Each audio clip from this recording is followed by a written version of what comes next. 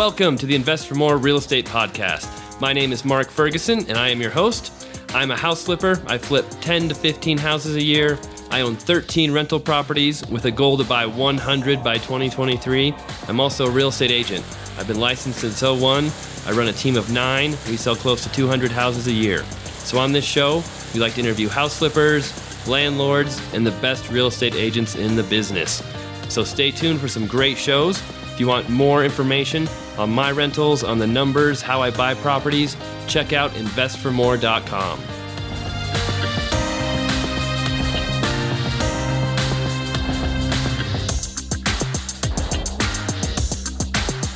Hey everyone, it's Mark Ferguson with InvestFourMore, and welcome to another episode of the InvestFourMore Real Estate Podcast. I have a couple of really exciting guests on for today's show. Steve White, who is the owner of RentPrep, and then Eric Worral, who is the director of marketing for RentPrep. And they're going to come on the show today, tell us a little bit about themselves, their company, and talk a lot about tenant screening. So I know for people with rental properties, this is a hot subject, especially for me. In the last couple of years, I've had some tenant problems that hopefully we've got those figured out. But, it's one of the most important things you can do as a landlord is screen your tenants, extremely well. And if you are lax on that, you don't put the time into it, it can really come back to bite you. So Steve and Eric, thank you so much for being on the show. How are you guys? Awesome. Thanks for having us, Mark. Yeah, doing well. Great. Yeah, no, I appreciate it. I know, Steve, you're the owner of the company. You started out. Can you give us some background history on how you kind of got into real estate and this business of tenant screening? Yeah, kind of a backwards approach to it. I never set out saying I want to get into tenant screening someday. So we started off, believe it or not, as a credit and collection agency.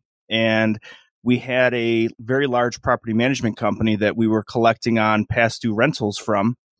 And they came to us and said, hey, we'd like to do something on the front end to help manage our risk and limit the amount of people that go to a collection status and limit, hopefully, the amount of evictions that we run into. Can you guys help us with that? And of course, like any good business owner, we said yes way before we knew what we were getting into, and said, yeah, we could do that for sure.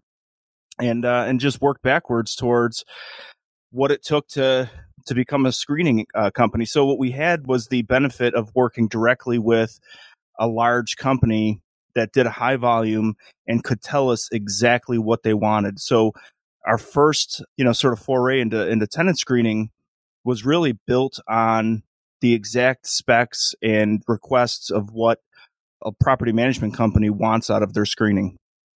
I'm curious, being in the credit and collection business, can you give us a few insights on what that was like? Was that a fun job? Was that a stressful job? How was that? Horrible. Well, first off, we started the company in 2007. So being around during the Great Recession of 2008 was not the best time to be trying to collect money from people, for sure. So that was terrible. But in a lot of ways, the business was somewhat recession proof because we obviously, there was no shortage of business. We just had to be really creative and be important enough to people that, we got them to make their payments as they were supposed to or scheduled to. But it was definitely a tough time for sure. And the insights I can give you is not going to be great for anybody in the real estate business. So the real estate industry as a whole has the lowest recovery rate of any other industry, lower than dentists, which dentists are usually at the very bottom of the list of recovery rates and the amount of money they turn over versus the amount of money that they get back. We were finding that in the real estate industry, once you evict somebody, your chances of getting paid on that, even though you have a judgment, even though you have all the legal paperwork in the world to get that money back, you're dealing with somebody that just lost their house. The chances are they're sleeping on someone's couch or, flying low under the radar at some new place, probably switching jobs an awful lot. So garnishing wages becomes near impossible. Freezing bank accounts becomes next to impossible with new state restrictions that they impose that you have to have a certain amount in the accounts before you can freeze them. So it became really, really difficult. And that's why that property management client basically said, hey, listen, we've got to do something on the front end to help curb our risk versus, putting all of our effort into trying to collect this money that's just not very collectible at all. I was actually going to ask you that exact question. What do you think the percentage of getting paid for landlords is? Do you have a number like 5, 10% less than that? It is less than 10%. So in the dental industry, it's 11%, which was in my credit experience, and I've got, going on 20 years now, credit experience. Dental was always the lowest. We just always looked at that as an industry as, just one of the lowest recovery rates until we started working with a lot of property managers and a lot of people in the real estate industry and said, man, this is worse than dentistry. This is really, really, really low. And so categorically across the board, it was less than 10% for every one of our clients. And it wasn't necessarily anything that they were doing wrong, although we learned a lot of really interesting things about things they can do better. One really good nugget that I'll give you right now is we learned pretty early on that property managers or landlords that adopt a no blank space policy when accepting rental applications had a way better chance on the back end of collecting any money that was owed to them. So the landlords or property managers that would just sort of let blank spaces slide, right? So if somebody doesn't put a phone number in for an employer, or they don't list their next of kin or their nearest relative, whatever it is, if there's blank spaces on that rental application, that's the first thing you go back to when they become an issue, or when you have to evict them, or when you're looking for information that you might find useful even to obtain a judgment, right? So a lot of times their social security number, that's the one place you have it.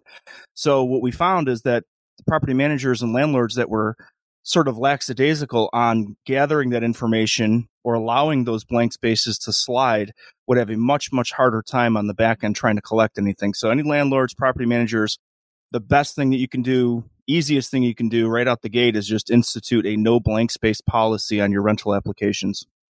No, that's great advice. And I know I've had problems and others have had problems, and seeing that percentage, I mean, less than 10%, and that's using a professional company to do it. That's not trying to collect it yourself. So I'm sure if you're trying to do it yourself, that is even lower, and making sure all your paperwork's filled out, all of that's perfect. So that's pretty eye-opening on how important tenant screening is. Yeah, and what makes it even harder, what we would hear a lot of, especially with, individual or private landlords, what we call the mom and pops, right? They own a handful of properties, maybe 10 or so. They're certainly not property managers where they have leasing agents and people in the front office working. There's a lack of emotion attached to it when you have a property management company in place. When you have a landlord in place who's managing these properties and you're doing the screening and you're making the decision and you're the one that's hit hard on an eviction, there's a huge emotional element that's at play. And what we would hear a lot of times is these landlords just going crazy because they'd see these people around town. They'd see them driving in their car, pass them, on the road, or see them in stores and things like that. It would make it really, really difficult to bite your tongue or stay professional, not let the emotion, get the best of you. So it can become very, very difficult for landlords to have to deal with this. Yeah, I went through that myself. I managed my properties until I had 7 of them. And not only was I really bad at screening tenants because I let emotions get in the way and trying to use my gut to, they'll be good, I'm sure. But then when you have problems, it's harder to charge them late rent, or you don't want to call them because you don't want a confrontation. And once I let a property management company take over, I made more money even though I was paying them because they're better at collecting rent, better at late fees, better at screening. And it was just, I wish I would have switched much sooner. Yeah, no doubt. The biggest problems that we see with landlords are most often the landlords who are now renting the place that they used to own, right? So they instead of selling their house, they decide to just rent it. And so we hear all kinds of crazy, feedback from landlords saying, I put in a $3,000 front door and they're scratching it. And we say, well, this is a sign that you're way too emotionally attached to this property. If it's things like that are driving it, it'll continue to drive you crazy, So having that property manager in place to sort of be the buffer in between there will definitely save your sanity for a lot of landlords. Yes, the accidental landlord, as I like to call them. Yeah, in general, I think it's a bad idea to rent a house that you lived in unless the numbers work, but there's lots of other reasons as well. Cool. So obviously you started this company for tenant screening. What was that like? What roadblocks did you run into, and what did you learn about that side of the business? So we started off, like I said, really catering to a large company. So I would consider us more or less to be a boutique agency in a lot of ways in our beginning. And to this day, we've carried a lot of that sort of element along the way. So when we first started, we were only working with that one really large property manager. And of course, they knew 10 others, and we started working with other property management companies, but really catering to these high volume property managers that had 1,000+ doors.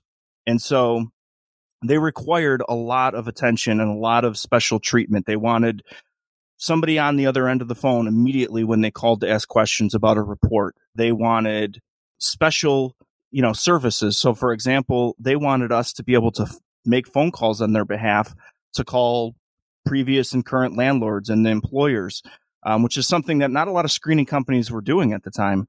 So, and of course we had collectors on staff. And so we thought, well, we can easily make a shift here and get collectors to make these phone calls. In a lot of ways, these phone calls are way easier for a collector to be able to make than calling somebody, especially during the recession, and saying, hey, you owe money. We want you to make these payments. So it was an easy transition for us in that way. And it wasn't until I went to a landlord association meeting, a local meeting, that they asked me to come and speak at. And I'm in a room with 100+ landlords, and I'm giving a presentation on how we do screening and some principles to use and some tips and tricks and those kind of things. And at the end of it, I think I had a line of probably half the room waiting to talk to me that wanted to do business with us. And we didn't do business at that time with landlords, with individual landlords. We were only working with these large property management companies. And so it really hit me at that point that there is a huge need for landlords to have access to good quality screening, the same level of screening that these large companies had access to. But in the industry, landlords are really often looked at as, just having very little to no value in the industry because they're not dealing with enough. There's not enough volume there to make money. So that's really where the premise and the idea of RentPrep came about. We thought, well, we could take what we're doing right now with these large companies and extend it to landlords in sort of that individual private sector and give landlords access to this. And it took off way bigger than we could have possibly imagined. It didn't take very long until we hit our 30,000 client mark. And today we're working with landlords all over the country, way more than just our local area, which is how we started. And again, it was something that I couldn't have foreseen or predicted. It just sort of guided me along the way as we went. And I just listened to what the market was saying that they needed. No, very cool. It sounds like you do a little more than, say, like the TransUnion, which, will check your background and credit, but it just gives you a report. It doesn't really help you in any other way.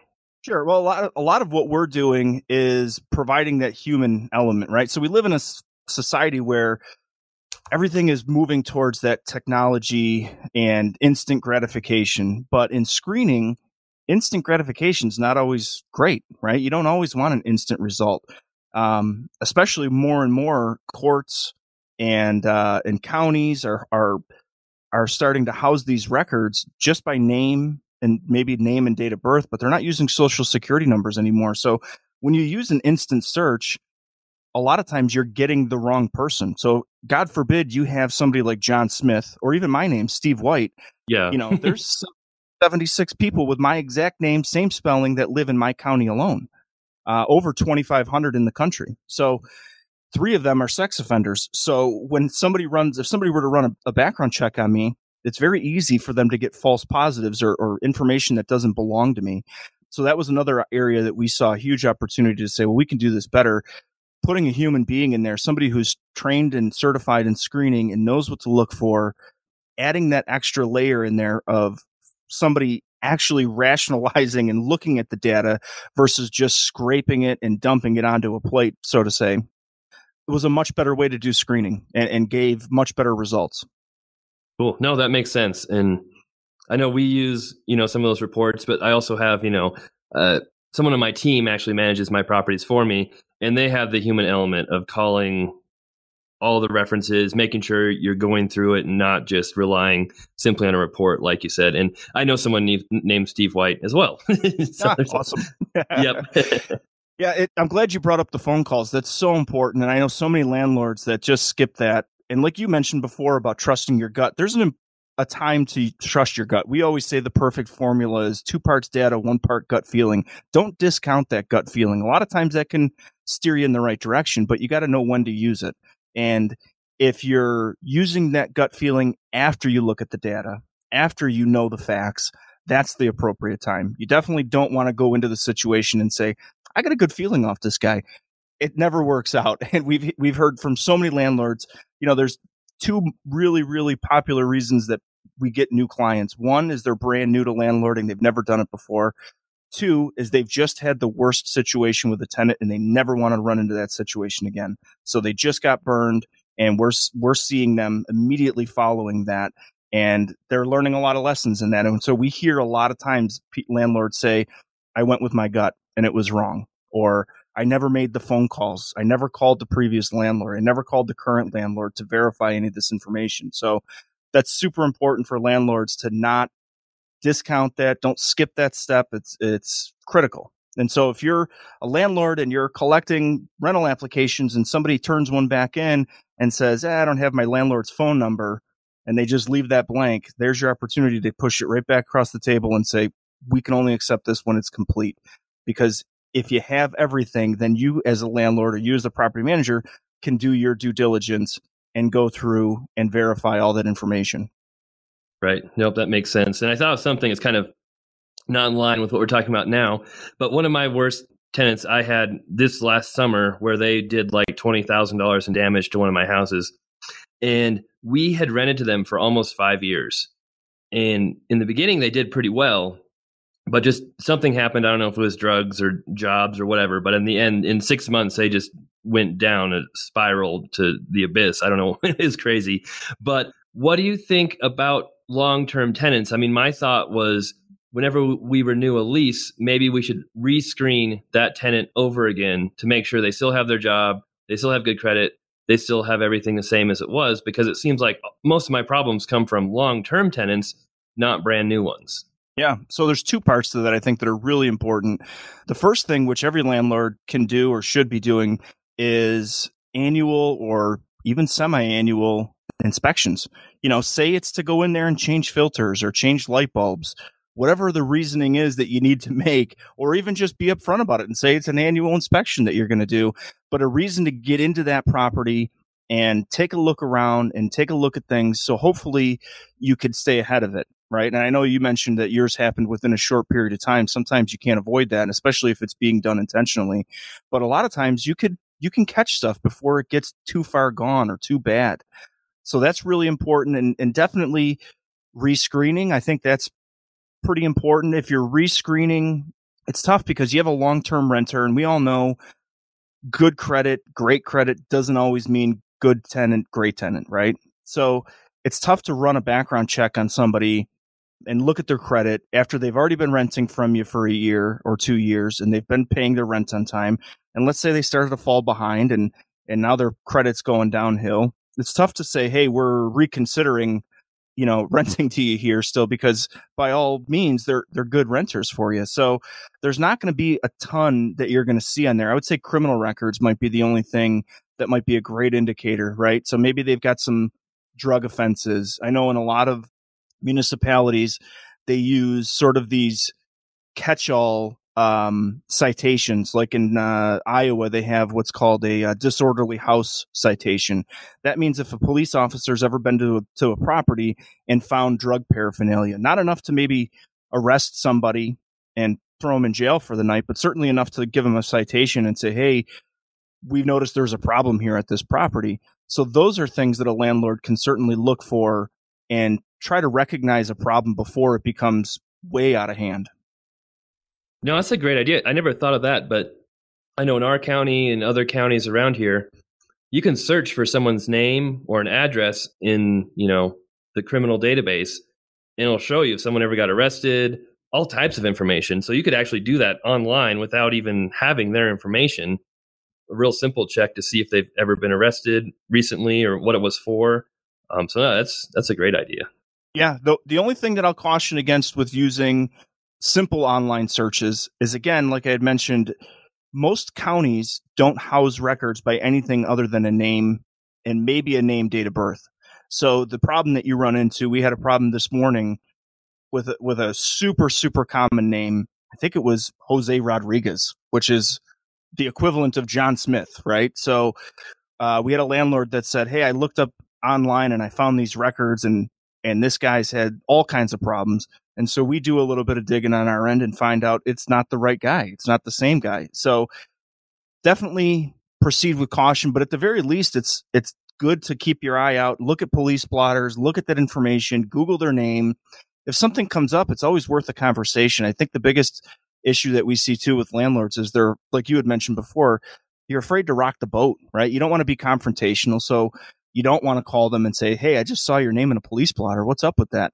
But really, that's a super important conversation to have with them. If you do see something, and maybe they'll tell you that's not me, that wasn't me. That's a different guy, or I don't know anything about that. But maybe they will say, yeah, that I had some issues, or it was a one-time thing, or maybe you scratch the surface and you uncover something a little bit bigger. But communication is definitely a huge part of landlording. And if you're the type of landlord that doesn't like confrontations and doesn't like those situations, finds them uncomfortable, get a management company, because you're going to have to at some point have those uncomfortable conversations.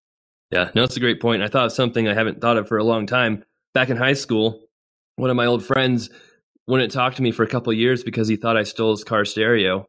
It turns out it was another Mark Ferguson in our town that had stolen his stereo, and he thought it was me. But good point on making sure that's the correct person. Absolutely.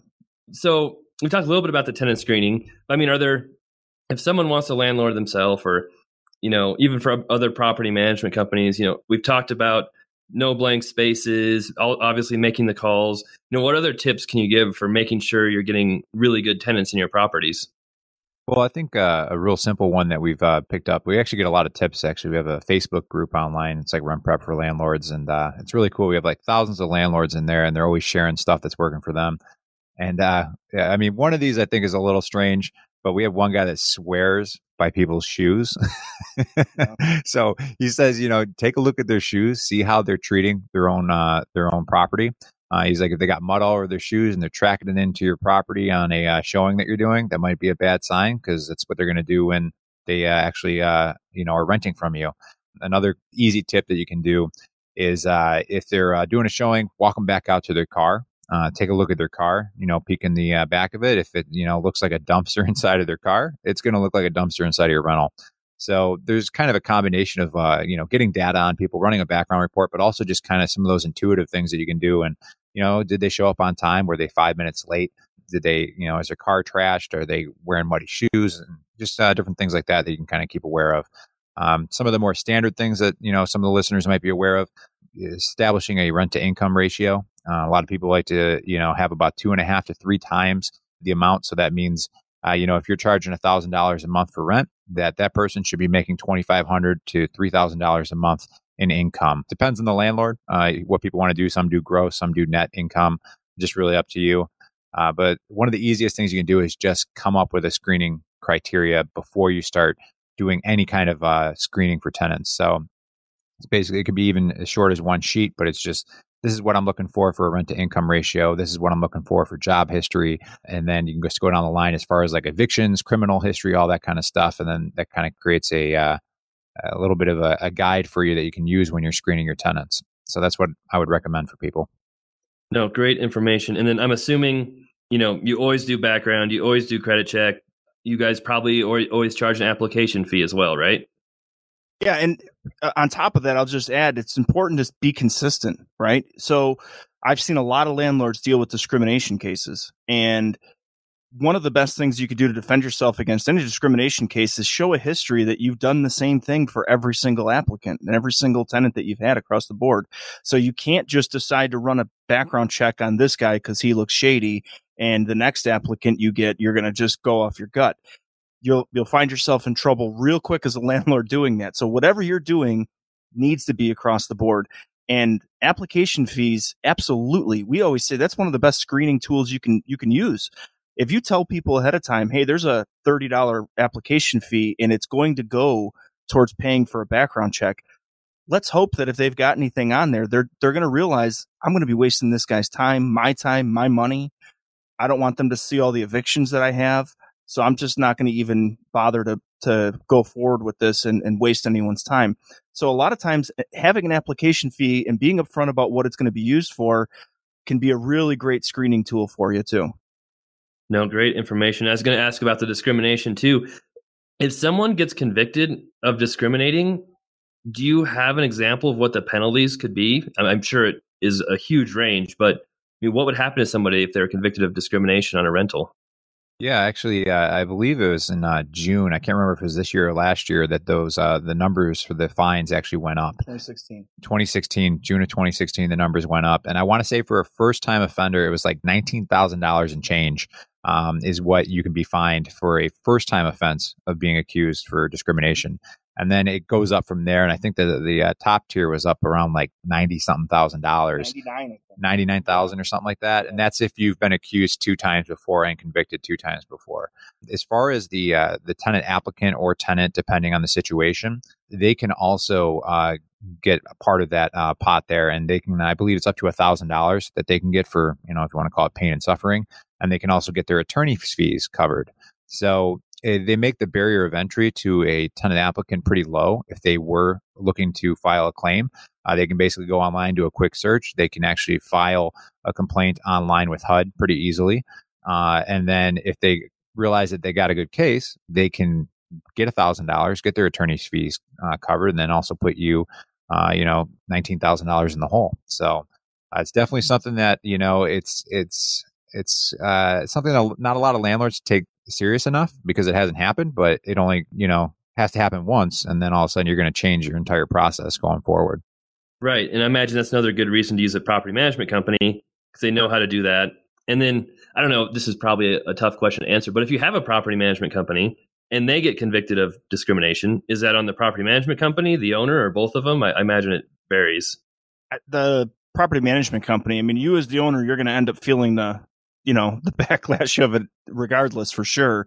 But you bring up a good point that as a landlord, you definitely want to screen your property management companies as well. I know state by state, it sometimes varies, but there's certifications that they can have. Do you remember what the certification was, the top one, Eric?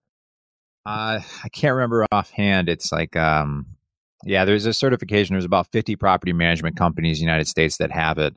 We had Kim Hampton on, who's in Florida, who has it. It's like a certified residential property manager, I think might be the title of it. But there's definitely some certifications that people can have. And then just asking them questions, asking about their fee structures. Are they incentivized to get a good tenant in that's going to want to stay? Or are they incentivized to create turnover? Those are things that you can look at if you're screening a property management company. How long they've been in business for. Can you get a list of clients that you could call as referrals? If they can't provide that to you, that's not a good sign. So those are all things you might want to ask if you're screening a property manager. No, that's a great point about how they're paid, because if they have a 1-month leasing fee, then, that's where they make a lot of their money, is releasing the property all the time. And they have really no incentive to keep someone in there. But probably the number one complaint we hear from landlords about property managers is that alone, that they feel that there's too much incentive for them to have that turnover. And you're right. When you look at it from just the fee angle and how they're charging and how they're making their money, they make a lot of money on that turnover process. So you want to be weary of that and you want to be careful for sure, but you just really want to avoid the property managers that seem like they've been doing it on the side and now they're trying to pick up more clients or more landlords. We see a lot of that where they're not certified. They haven't been doing it long enough. They're not doing it professionally. And there's a big difference there between, a guy who's been a maintenance man for 10 years and feels like he wants to now step into getting into some property management versus a company that has the proper structure in place, insurance, bonding, all those things in place that really you need to have in place. Otherwise, when you do run into a discrimination lawsuit or something happens, if the property management company can't handle it, or it comes to find out that they're not operating legally, it will absolutely then fall on you. Yeah, no, great points. One thing I always suggest people do too is pretend you're a tenant and see, can you find their rentals easily? Are they online? Are they advertised? And then call them up and see how fast they call you back. If they don't answer, if they know about the properties, that can give you a really good idea about how well they will market your properties if you're acting as a tenant and not an owner. Yeah, one of the things too, a local property manager that we deal with here, he's a client of ours, but we also make some content with him. Really knowledgeable guy. His name's Andrew Schultz. He created a document. It's called the 10 questions you should ask a property manager before you hire them. If anyone's interested in that too, that's actually inside. I added that as a file inside of our Facebook group. If you search RentPrep for landlords on Facebook, you can find that, and that file is just sitting in there. That's a really good read if somebody's interested in hiring a property manager. I learned a ton reading through that document as well. Cool. All right. Well, no, great information on screening, property management, discrimination, all types of different things. So if somebody wants to work with you guys, they want help with tenant screening, how does that process work? How can they get in touch with you? Sure. Go to rentprep.com. And it's basically, you get a menu of options that you get to choose from. If you're the type of landlord that wants to do some of the lifting yourself and make the phone calls, we've got packages that, we could just do the criminal and credit portions or eviction searches. If you're a type of landlord that has phonophobia and hates even calling for pizza or something like that, we've got options for you there that will make the phone calls on your behalf and do it professionally and document everything so that you feel like a fly on the wall, during these phone calls. So you get a sense of who's answering, how they're answering the questions, and your, any more insight that you can get on the front end to help mitigate that risk is definitely going to limit it on the back end and having to deal with problems. No, awesome. And do you guys charge on like a per property basis, a per tenant basis? How does that work? Yeah, everything's pay as you go. We actually, believe it or not, we do get quite a few requests from people who want to use us as like a membership, type of basis, but it's all pay as you go because we found that, when dealing with vacancies as a landlord, whether you have 10 or 100, you're going to run into months where you just don't run a lot. Maybe you don't run any background checks. Maybe you got 100% vacancy and everything's, clicking along pretty well and you don't have any vacancies that month. So we've got landlords that use us once a year, every other year when they have a vacancy. And so in that way, it's great because it's just pay as you go. Use us when you need us. When you don't, we're out of sight and out of mind in that way. But the Facebook group is great for landlords to stay connected and interact with other landlords, learn from what they're doing. So we found that to be a great way to sort of just stay top of mind for landlords when they're not using us, because we realize it's far and few between when we're going to jump in and say, hey, now we're going to do our part. Right. No, awesome. Well, great information from both of you. I learned a lot myself on different things. Before we head out of here, anything else you want to add or any other tips you want to throw in there? Yeah, I would just say if somebody if they don't have a vacancy right now, they're not kind of working through the tenant screening process, you can still check us out at rentprep.com. We got a ton of free resources on there. We have a free tenant screening course, which we've had over a couple thousand students take on Udemy. We got the Facebook group we mentioned already. We have our own podcast, RentPrep for Landlords, and kind of doing some fun stuff with that. We have RentPrep Court, which is kind of a goofy way of giving lessons for landlords. It's real cheesy. You'll have to listen to it to check it out. But we'll be having Mark. You're going to be on our podcast too, because we kind of go back and forth between RentPrep Court and interviewing people. And if they go to our website, there's a section on landlord resources. So if they have questions on even tax and legal strategies, we team up with industry experts to provide us resources for that kind of stuff too, because we're all about just giving away free resources whenever we can. We even have a book on Amazon, The Landlord Water Cooler, and all the proceeds from that book actually go right back to the Facebook group that we have. So we got a ton of stuff. Check us out at rentprep.com. It's all sitting there waiting for people to check out and take advantage of. Cool. Well, Eric and Steve, that's all I had. So thank you so much for being on the show.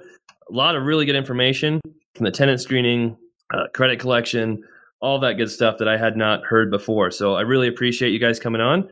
I'm sure my listeners will enjoy it as well. And we'll have to keep in touch for sure. Great. Yeah, thanks for having us, Mark. Yeah, thank you.